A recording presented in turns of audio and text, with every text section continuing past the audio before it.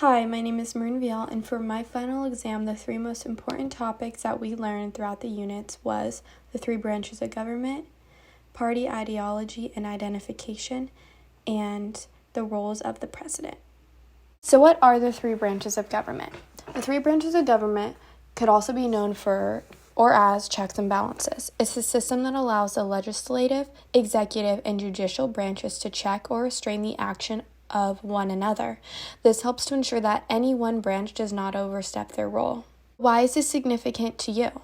It's important to learn about the three branches of government so you know who passes the laws that are made for us, the people, and what each branch represents. The legislative is the House of Representatives and the Senate, which is made up of the people. The Senate is 2 members from each state, and the House of Representatives represents the population of each state.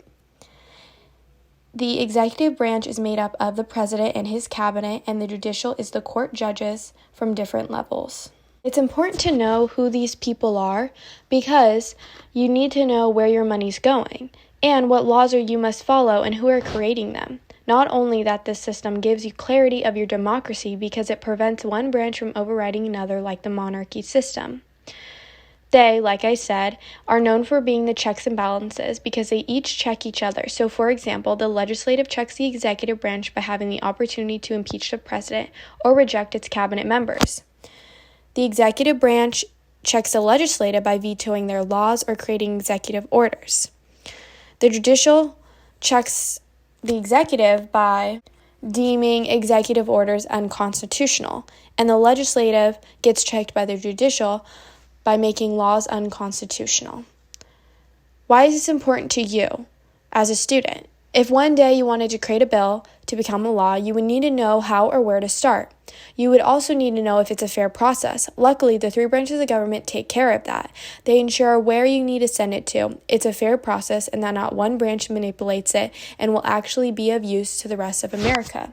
Without the three branches of government, we could be in the same place as the British monarchy from the past. We would not have democracy, fair trials, or laws. For Unit 2, the most important topic to me was party ideology and identification. There's 2 parties, the Republican and Democrat. The Republican Party is an advocate of the Republic.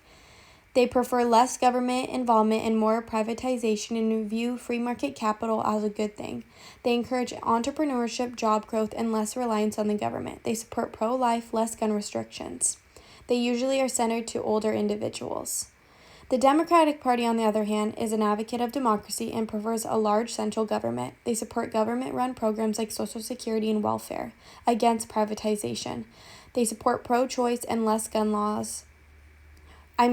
gun laws and restrictions. There's also third parties which support organizations like the Green Party, Libertarian Party, Tea Party, Patriots. They all have separate views. But why is this important to know the difference between the two? It's important to know the difference so you can associate with a party and make voting come easy. Come election time, it'll be easier. This is because if you identify with a party, your views are likely to match with the candidate of that party. So knowing the difference between the two can make your decision easier. How does this relate to you as a student? One day you'll be 18, maybe soon, and in the next election you'll have the opportunity to vote.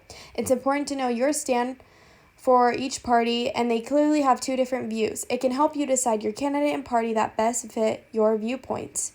This makes people's decisions easier and clear. So for example, I believe in pro-life and less gun restrictions. So I would go better with the Republican Party, making my vote easier and knowing who to vote for because they support my opinion.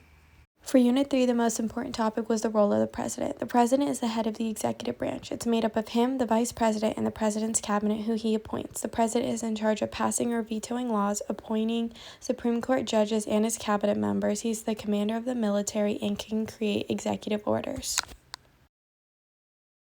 This is important to you because it's important to know the roles of the president because it's important to know that the democracy you have is still granted to you in the First Amendment and still being upheld by the president. I think it's important to know how much power the president has over the United States and the people.